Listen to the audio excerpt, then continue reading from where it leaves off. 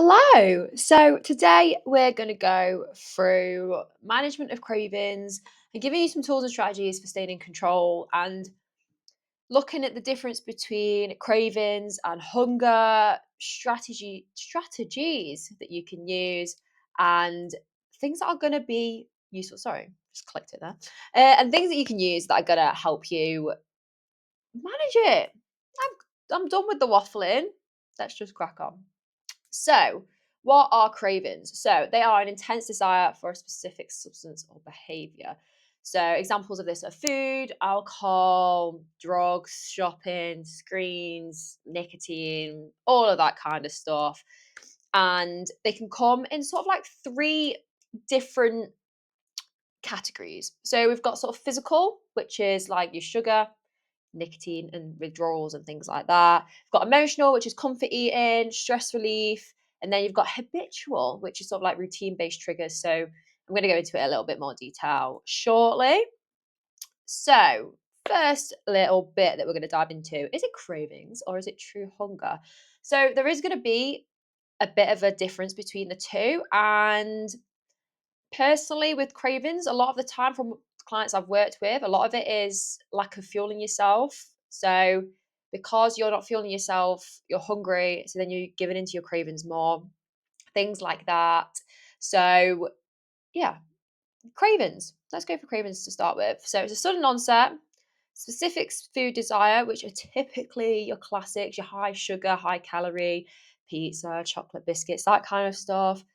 Emotion driven. So maybe you've had a stressful day at work, your kids have annoyed you.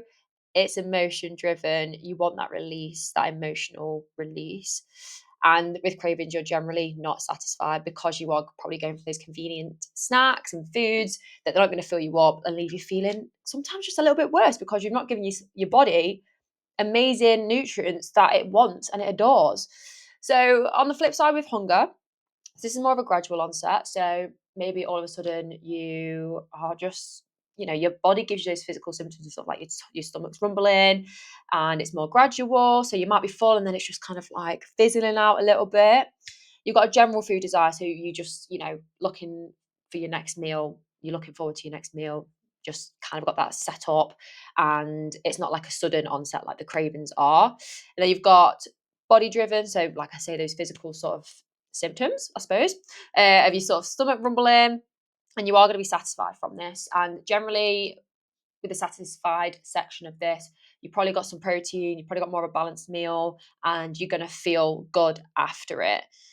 So, with cravings and hunger, these are the sort of two things here. So, when you are feeling those cravings coming on, think, oh, could this be hunger? When did I last eat? Have I just had a stressful moment?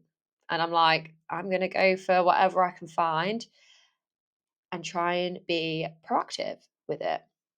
So, good little question you can ask yourself is, would you eat a full balanced meal like grilled chickens, vegetables right now? If yes, it's likely hunger.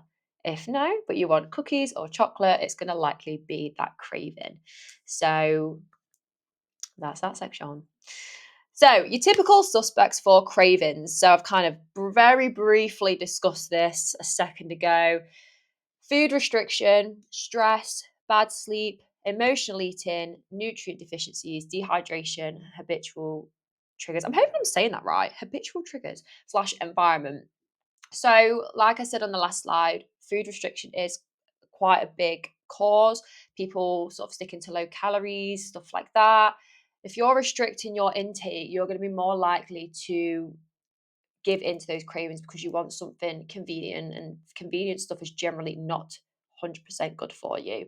So, food restriction is such a big one. So, it's so important that you're giving yourself the nutrients that you need. So, that kind of links to the nutrient deficiency section as well. So, making sure that you are getting enough quality food in your calories if you are someone that's looking at calories.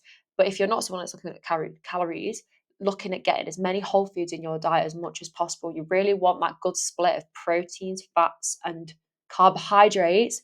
So your cravings are kind of settled at bay a little bit more because you are more full, you're more satiated. Therefore, your mood's going to improve, your energy's going to improve, and it all links together so big. So big.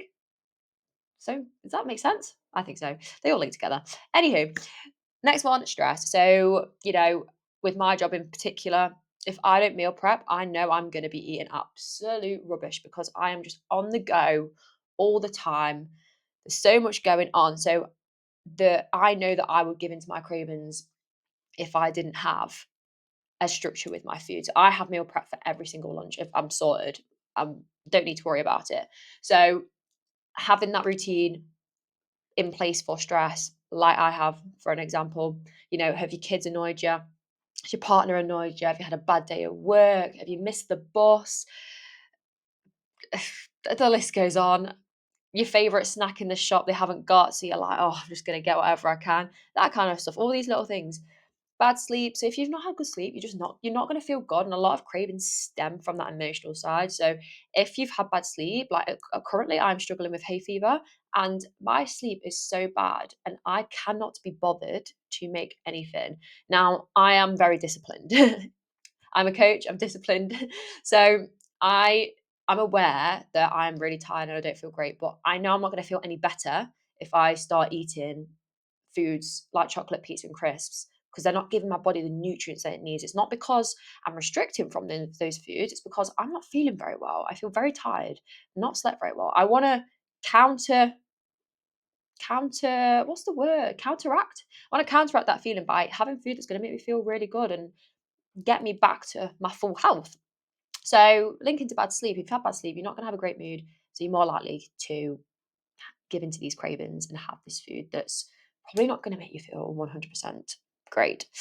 Next one, emotional eating. It's kind of linked to stress, to be honest. So, emotional eating, because you've had a bad day at work, it's your coping mechanism. And it's about finding ways to combat that, which I am going to go into a little bit more. Dehydration. I speak to so many of you amazing people, and you're amazing, but some of your water intakes low. So dehydration, making sure you're drinking loads of water. Water's there for a reason. It's so important. I have a massive, I don't think you can see it. This doesn't really do it justice, but here's my head for scale. But drinking loads of water, that's going to make you feel loads better. Again, water improves your mood, your energy. And we know that cravings are linked to that emotional stress side. If you can improve your mood by eating good stuff, your quid's in. And then habitual triggers slash environment. So, if these are things like watching TV and you want to have a snack, it's that sort of routine. So when you watch a movie, it's linked with snacks. I went to the cinema at the weekend, saw Lilo and Stitch. Such a good film, by the way. And the cinema is linked to popcorn, chocolate, sweets, fizzy drinks. So it's similar when you're at home as well. If you're watching something on Netflix, same kind of thing. So you will probably sit on the sofa and have maybe a fizzy drink or some alcohol or some popcorn, and it's easy to just keep overeating and giving into those cravings and things like that.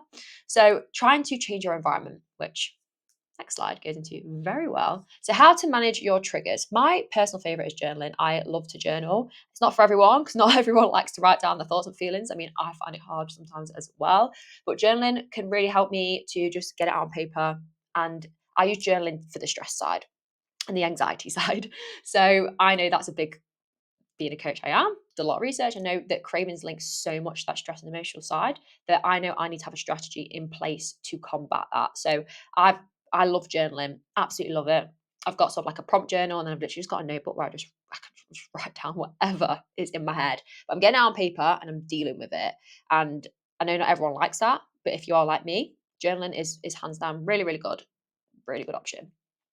Changing your environment. So, if you are watching Netflix every night and you're having those biscuits, like I've just said, maybe going for a walk. Maybe not every night, but maybe 3 times a week. Implement a habit that you can stick to and something that's going to combat that pairing of film with snacks to maybe going on a walk. Maybe you could have some kind of snack when you get back. So you're just moving your body a little bit. Eat more filling meals. So making sure you're having that balance of your nutrients. So like I said earlier, carbohydrates, fats, and proteins, they're your macronutrients. They are very, very important for balancing you and making you feel energized and really, really good, giving your body the nutrients it needs. We need lots of fruits and veggies as well, give us all those macronutrients. Then you've got the delay method, which is one I've implemented a few times with clients, and it's worked very well actually. So the delay method is you might feel that craving come on, and you're a bit like, okay, right, you've acknowledged it, wait for 30 minutes. If the craving is still there, then you are likely wanting to make a meal. Go and make a meal, but wait 30 minutes and ride that wave, or distract yourself for 30 minutes. Go and do something else. And if you still feel that craving, you're probably needing a meal. You're probably needing a meal. And it's your body telling you, excuse me, I haven't eaten. I want something convenient. Okay, let's have a meal now. That kind of thing. So the delay method can be really, really good. You're sort of like riding the wave for 30 minutes and seeing how you feel. So if it's a craving, it will likely go. But if it's hunger, you'll probably still be hungry. And that's where the sort of cravings and hunger, getting your head around that really, really is important. And then next one, this kind of links to change environment, but exercise or hobby of choice. So doing something that's going to take your mind off maybe that food noise and the cravings and things like that. Taking yourself to the gym, doing something light, crocheting, reading a book. I'm looking at stuff in front of me. I've got no more ideas, but something that you love, a hobby of your choice. So when the cravings win, you're not going to be perfect all the time, and that's okay. And I think how you deal with the aftermath is really, really important. So the first thing to know is, okay, it's absolutely fine if you give into cravings. We're not perfect human beings, and that's okay. Learn from it. Maybe think, okay, where did that craving stem from? Had I just come back from work and had no food on, it was going to take me an hour to make food? Was it that? So if that's the case, maybe you need to start meal prepping when you get back from work, for example. We want to try and avoid that all or nothing mindset. And that's where a lot of people derail. And it's how you deal with the aftermath, which is the second point. How you deal with that aftermath is so key. So you might be on a fitness, you're going through quite an intense fitness thing where you're really focusing. When my clients start with me one-to-one, they're focused, they're getting into it. And if you go off the rails a little bit, that is absolutely fine. And this is how I coach. Like, if you go off plan, that is absolutely fine. That's just about being human. And you're going to give into it at some point, and that's okay. It's absolutely okay. But it's not throwing the towel in after and thinking, oh, forget it. Wake up the next day, think, do you know what? On reflection, yesterday was kind of stressful. I didn't really plan that well. How can I make that better? Maybe write it down or have a conversation with yourself out loud. Put a plan in place, put a solution in place to help you, and make sure you can stick to it. Like, don't set yourself something wild, but little things that you can do to just make you feel better. It might be getting some fruit and veg or something, and prepping it for when you get home so you can have some veg, or have some fruit when you get in from work, that kind of thing. And then the last little bit, self-compassion, making sure you're giving yourself some love. We're just humans. It's okay. It's literally okay. And I think, especially on fitness journeys, people need to be more kind to themselves. I work with women on this and really helping their mindset of being like, it's okay if you don't go on, if you're off track. It's absolutely fine. Like, do not stress. How you pick yourself up is the important part. I want you to have the tools to feel empowered, and it's altering that mindset on this. So, some final tips, because we are like nearly 15 minutes in now. So, whatever your goals, if it was easy, everyone would do it. Pick a strategy listed previously and implement next time you feel a craving. Distinguish in your head whether it's cravings or hunger. And remember, progress, not perfection. We are all human. We're here for a good time, but try and use these strategies. One of these should work. You can Google other things as well if one of them you feel like they don't work for you. But the main thing is avoid that all or nothing mindset and don't derail, because you are stronger than that and you can do it. Okay. So if you do want to look into some coaching, I have a new intake starting on the 21st of July, 2025. Obviously, if you're watching this after this, just ignore this part.